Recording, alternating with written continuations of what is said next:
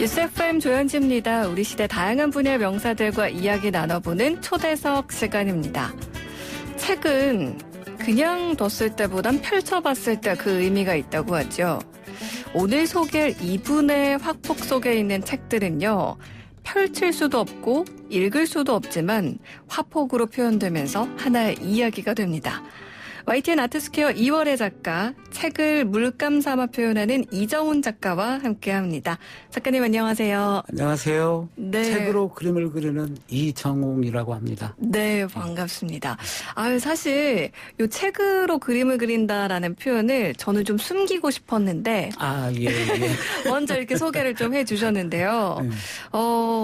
차차 청취자분들께 좀 설명을 드리도록 하고 뉴스 FM 조현지입니다. 저희 또 YTN 라디오의 간판 프로그램이라고 제가 스스로 얘기하고 있는데요. 저희 영광스럽습니다. 네, 저희 청취자분들께 소개 한 말씀 부탁드릴게요.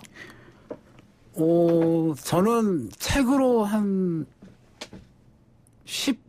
물론 작품을 한 지는 한 30년 정도 됐는데 네. 책으로 작품을 한 지는 한 7년 정도 됐는데 이 책으로 작품을 해서 처음에는 사람들이 이게 뭘까 하지만 지금은 저의 얼굴보다 제 작품을 더 사람들이 많이 알고 네. 있는 작가입니다. 네. 작품을 보면 이건 이정웅 작가의 작품이다 아는데 사람을 봤을 때는 누구 이렇게 될 수 있다는 얘기인 거죠? 그럼요. 제 얼굴보다 네. 제 작품을 사람들이 더 빨리 알아봅니다. 네. 아니 대기 전주에 계시다고 들었어요. 예, 전주입니다. 인터뷰하러 서울 올라오신 거예요? 오늘 아침에 새벽에 7시 차를 타고 올라왔거든요. 네. 고속버스를 타고 올라왔는데 지금은 새벽에 올라오다 보니까 너무 배가 고파요. 그래서 빨리 네.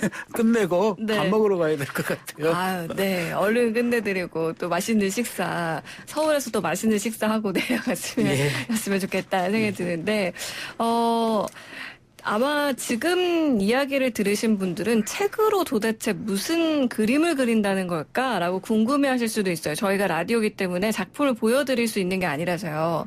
제가 지금 YTN 라디오 1층 로비에 YTN 사옥 로비에 지금 이정웅 작가님의 작품들이 쭉 걸려 있는데요.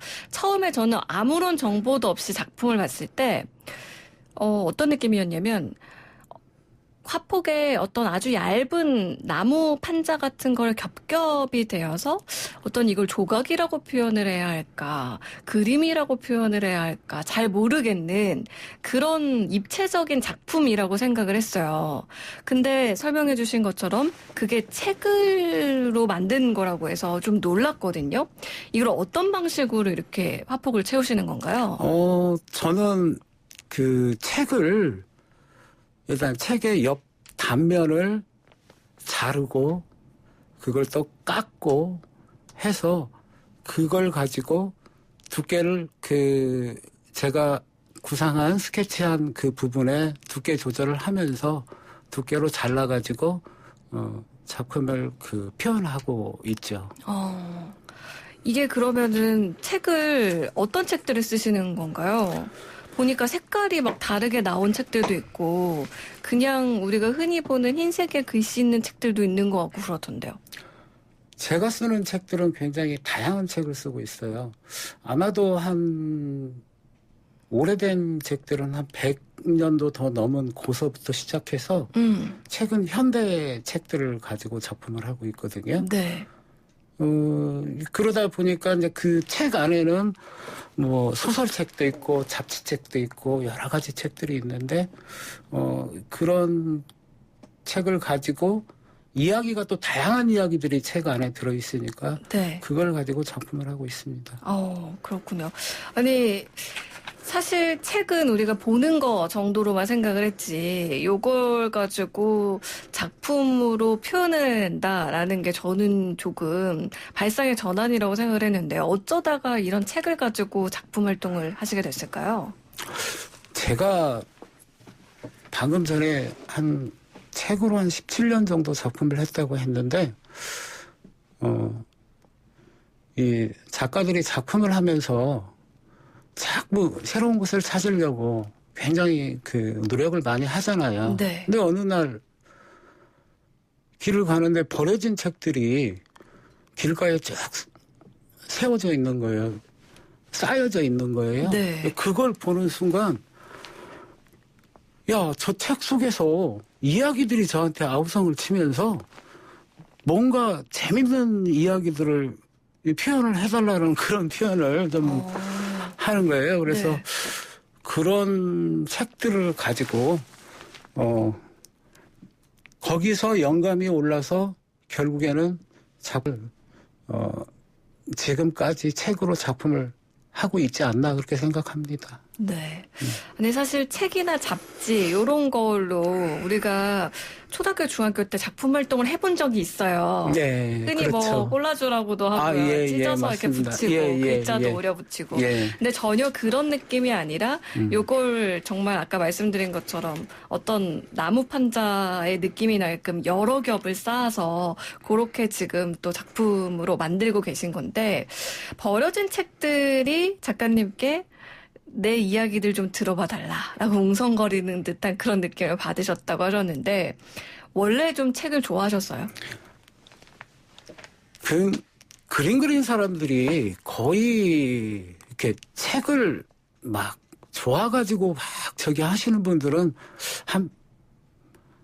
그 퍼센트로 나누면 한 7대3 좋아하지 않는 쪽이 아마도 한 70% 정도 되지 않을까 싶은데 네. 저는 그래도 책을 좋아합니다. 아직 뭐 독서가는 아니지만 책은 굉장히 좋아하고 또 좋은 책이 있으면 모으기도 하는 예전부터 그랬습니다. 그렇군요. 그러면 이런 작품에 쓰시는 책들, 예. 뭐 주로 아까 말씀하신 것처럼 뭐 버려진 책이나 헌 책들 요런 것들 많이 사용하시는 건가요? 어떻게 구하세요?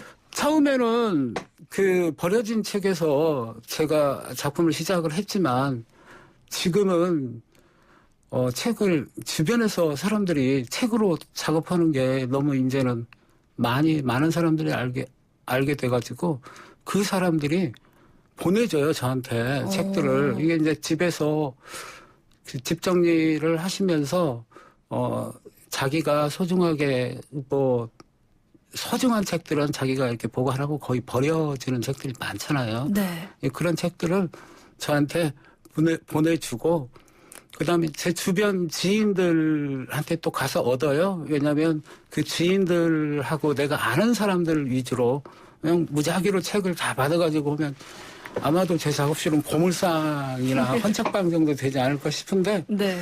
그 지인들 이야기를 가지고 작품을 좀 하고 싶다. 네. 그런 생각이 저는 드는 거예요. 그래서 좀 아무래도 저는 제 작품이 이야기 그림이다라고 항상 생각을 하고 작품을 하고 있기 때문에 네.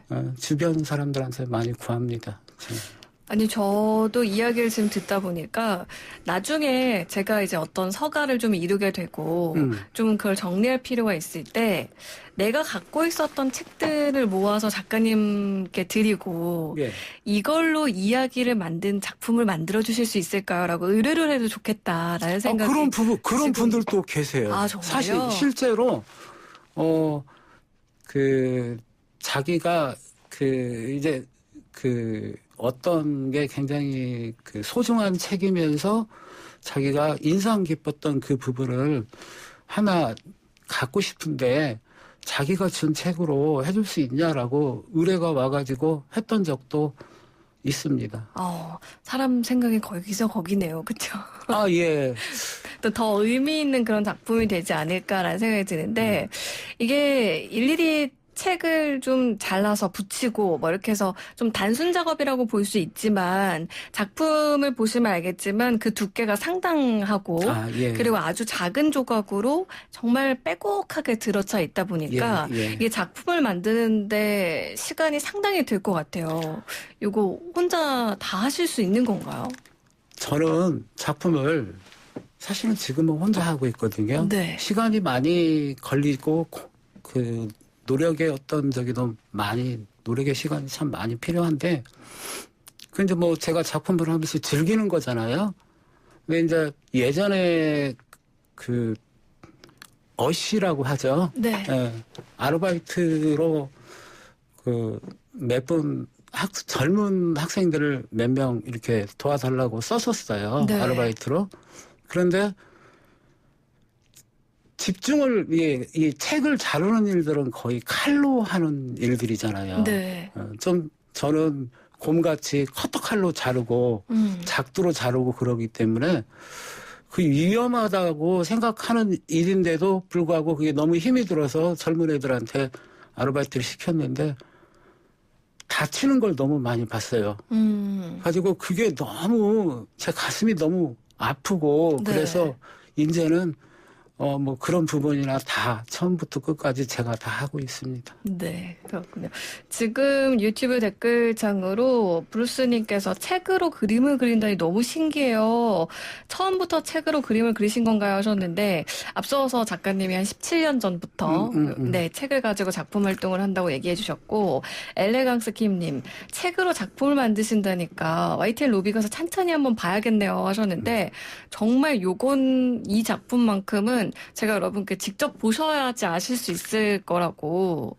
그쵸. 보시는 분들하고 사진과 다르죠. 실제 작품의 느낌이 좀 틀려요. 사진으로 보는 건 약간 평면적인 게 더 강하게 보이는 거고 실제로 보이면 아까 피디님께서 말씀하신 대로 조각에서 부조적인 그런 느낌이 나기 때문에 네. 실제로 보는 느낌하고 영상으로 보는 느낌은 전혀 많이 다르다고 생각하시고 꼭 나와서 한번 봐주시면 감사하겠습니다. 네. 저도 또 강력 추천드립니다.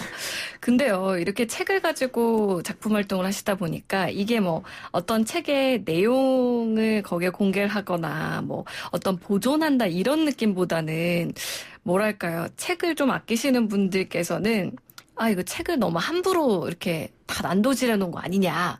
왜 이렇게 말씀하시는 분들도 있지 않을까요? 제가 전시 한 5, 6년 전에 전시를 하는데 제 전시장에 관람객께서 오셔가지고 저한테 굉장히 불쾌한 얼굴을 하시면서 이렇게 책에다가 난도질을 했냐. 정말 자기는 책을 사랑하는 사람인데 이거 너무 기분 나쁘다. 그렇게 말씀을 하신 적이 실제로 있습니다.